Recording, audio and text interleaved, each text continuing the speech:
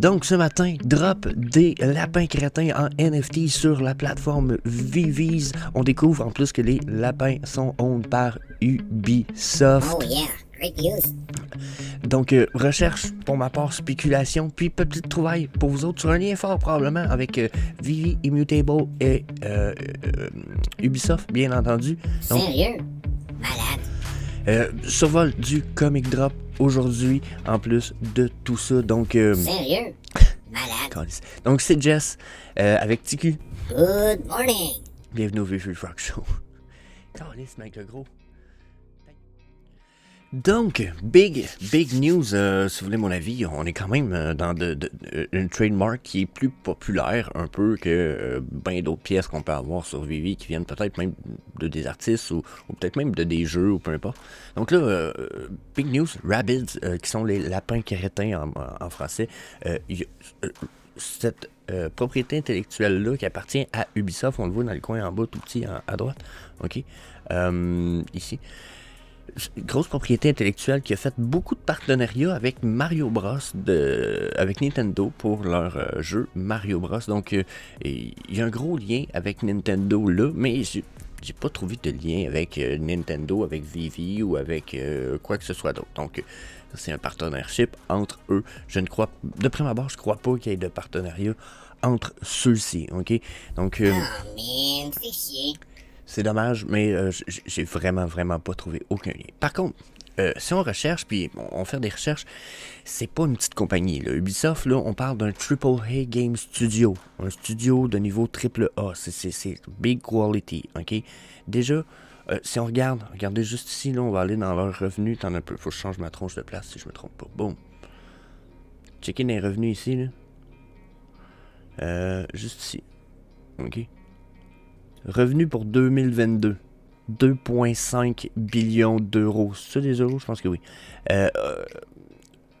Net income, 79 millions. Ça, c'est genre, en théorie, c'est en profit. Peut-être qu'ils en réinvestissent 99,9%, mais en théorie, c'est en profit.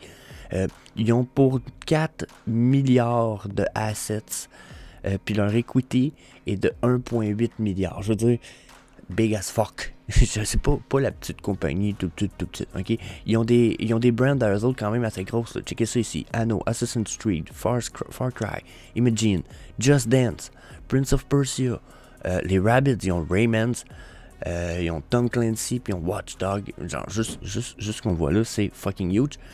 Ça appartient à 10% à la famille Guillemot. Si je me trompe pas, c'est une famille québécoise, canadienne en plus. Donc, yeah. Nice pour ce petit côté-là, mais ça appartient aussi à Tencent à niveau de 9,9%, ce qui est quand même fucking huge. Tencent, c'est une des compagnies les plus grosses au Japon, genre, pas au Japon, en Chine. Si vous allez en Chine, tout tourne autour de Tencent sur votre téléphone, tout est Tencent. C'est comme une application, il y a tout dessus, puis ça appartient à Tencent. Donc, yeah, 20 000 employés, big enterprise, c'est de la big news, sauf que là, personnellement, quand je fouille plus loin que ça un petit peu. Donc là, déjà, je vous disais, des big games. Fucking nice, là. OK? C'est Assassin's Creed, Far Cry, Anno, qui a l'air d'être un fucking nice game, finalement. Rainbow Six.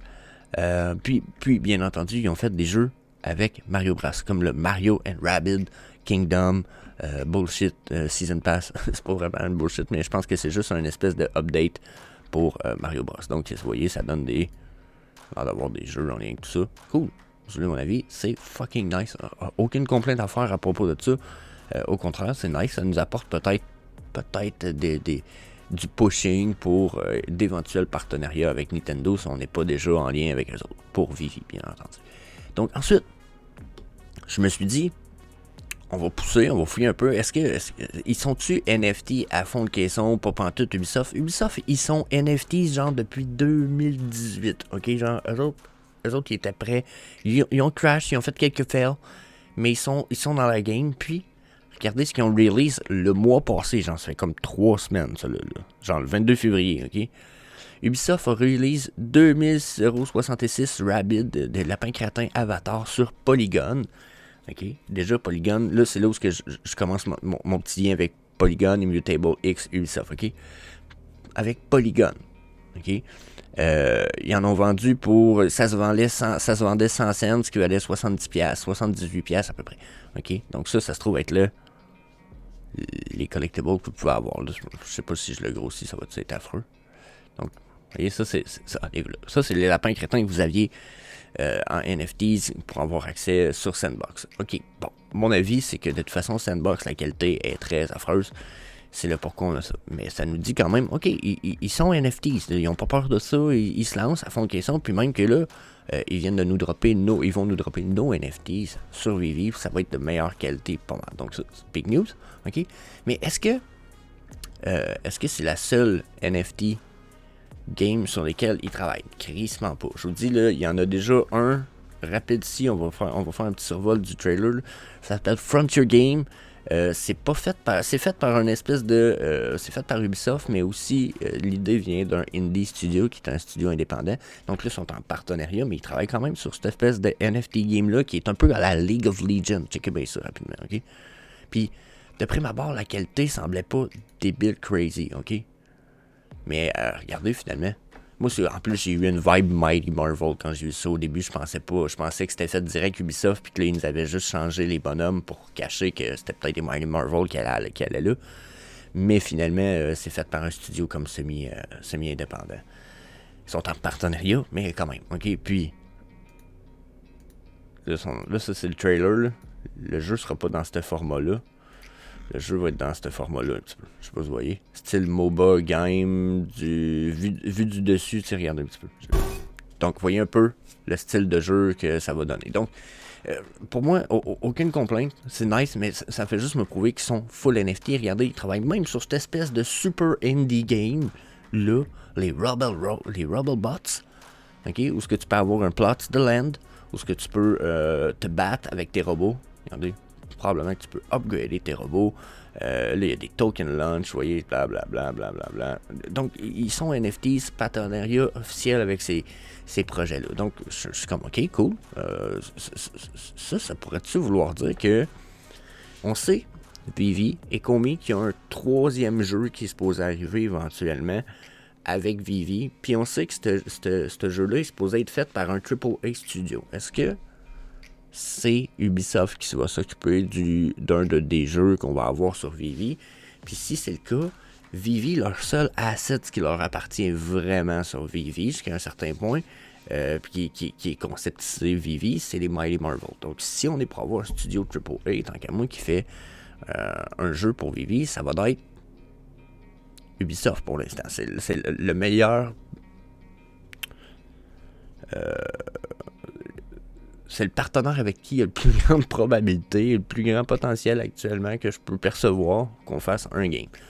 Là, j'ai pas la news ici, mais il y en a qui vont s'en rappeler. Là, en ce moment, là, même pas 2 semaines, je pense, 1 semaine, 7 semaines, en tout cas, big partenariat entre la blockchain Immutable X, qui est un layer 2 d'Ethereum, puis Polygon, qui est un layer 2 Ethereum.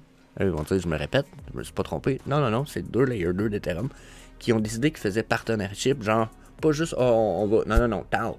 C'est un espèce de partenariat super entrelacé où ce que eux, ils vont permettre, genre, le Web 3 Gaming du future à côté. T'auras pas besoin de tes clés de crypto wallet, même si ton wallet t'appartient et que tu peux les accéder. T'auras pas besoin de ceux-là pour faire tes transactions. Ça va être super sécurisé, ça va être... Il n'y aura plus le côté crypto va être effacé. Eux autres qui ont travaillé là-dessus, ça fait au-dessus d'1 an probablement qui sont là-dessus intenses, parce qu'on sait que ça fait quand même un petit moment qu'ils sont en pourparler sur ce sujet-là, puis qu'ils travaillent là-dessus.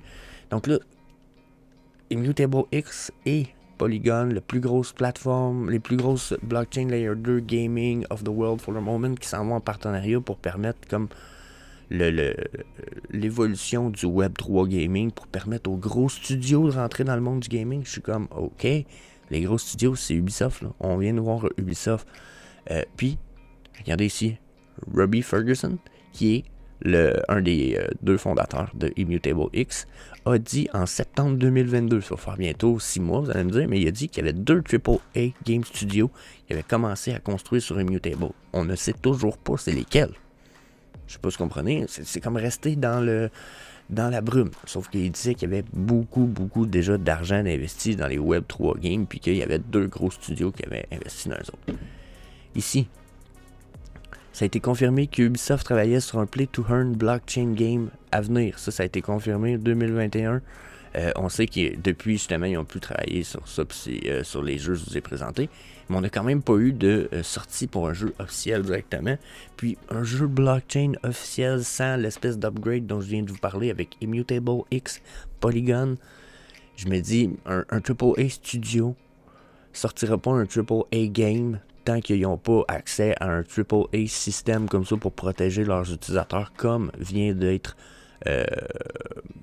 proposé par Immutable X et Polygon. Donc là, crise de gros partenariats. Moi, c'est là où je vois peut-être un gros point. Puis on sait aussi que Immutable, c'est pas leur première fois qu'ils travaillent avec Ubisoft. Ils ont travaillé avec Ubisoft pour leur jeu Guild of Guardian, qui est un des plus gros jeux pour l'instant sur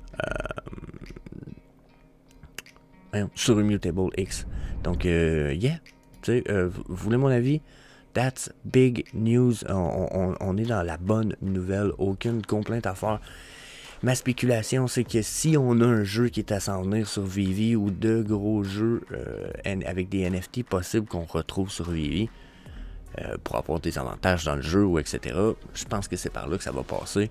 Je pense que c'est aussi comme ça que ça va fonctionner. Question aussi interopérabilité de nos NFT par rapport à Vivi. Ça va passer avec Immutable X et probablement Ubisoft, pas Ubisoft, mais Polygon. Donc, bien. Là-dessus, je pense que ça fait le tour. Fallait survoler ce big subject-là today. Je pense que c'était important. On part un peu dans la spéculation, vous me connaissez. On cherche des liens, puis on cherche des liens. Des fois, on en trouve, des fois, on n'en trouve pas. À date, pour l'instant, ça a été payant pour tout le monde. J'ai trouvé des liens souvent qui se sont révélés être soit à moitié vrais ou très, très proches de la vérité. Donc, yeah. Donnez-moi votre avis là-dessus, bien entendu. Je veux savoir ce que vous en pensez. Si c'est pas un peu trop crazy dans la tête. Ah, c'est pas aussi fou que toi. Ouais, non, c'est ça. C'est fou un peu, mais j'ai pas annoncé un jeu non plus. Je disais que les probabilités sont que c'est une bonne nouvelle. Surtout Ubisoft, un AAA game qui a des studios, puis qui a des micro-studios un peu partout à travers dans le monde. Fait que c'est big news. Je pense que t'as raison quand même. Faut garder les yeux ouverts. Yeah. Comic Book Time. Donc, ça sort aujourd'hui, The Man-Thing, Adventure into the Fear. Là, quand j'ai regardé le comic, j'ai pas trop compris. Là, on a un humain guerrier ici sur les versions comme originales, mais sur les nouvelles versions, on a un canard. J'ai pas compris. Ou non, c'est même pas les... Sur la dernière aussi, il y a un canard. J'ai pas compris pourquoi un canard. C'est ça, j'ai pas compris. Mais... Comic book avec 6,99, publié en 1974, quand même pas récent. 7500 éditions, ce qui est quand même pas des man. On n'est pas dans le 5000, mais on est quand même pas dans le 10 000. Puis il va y avoir un max purchase de 3 blind box par personne. Donc, bien, ils vont garder 355 éditions dans tout ça. Puis le premier public sale va être le 176. Big news, sauf que le big news vient surtout du fait que je suis surpris de savoir la valeur d'une pièce physique de ça. Regardez ça ici. OK? The Man-Thing. Version physique gradée 9.6 vaut 1400$. Oh, pas ça que je voulais faire. 1400$ pour une version gradée physique de ce comic book-là. Donc, quand même, crise de gros prix pour un comic book que je m'attendais vraiment pas à avoir un prix. Je m'attendais à avoir 50$.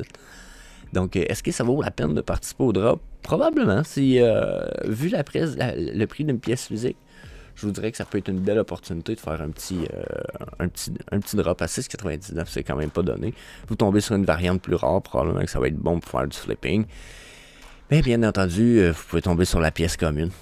Fait que soyez pas trop déçus. Oubliez pas notre financial advice sur la chaîne. Je pense que, vu son grading, ça peut être cool.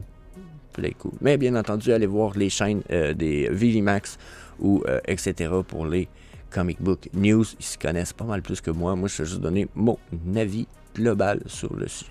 Donc, ceci étant dit, je vous dis, n'oubliez pas de venir nous rejoindre sur Vivi Québec. Venez nous jaser sur le chat Perspective. Donnez-nous votre avis. Venez jaser de la passion avec nous autres. Même des nouveaux projets NFT, vous pourriez regarder. Puis, That's it. N'oubliez pas de vous inscrire à la chaîne avec le bouton sous la vidéo. Peace! Peace.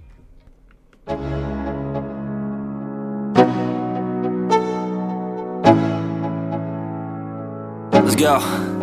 Yo, I'm like an addict, do I gotta have it. I ain't even playing, got a really bad habit. If it moves, gotta grab it. Fuse like a magnet, lose, won't have it till I'm doomed in a casket.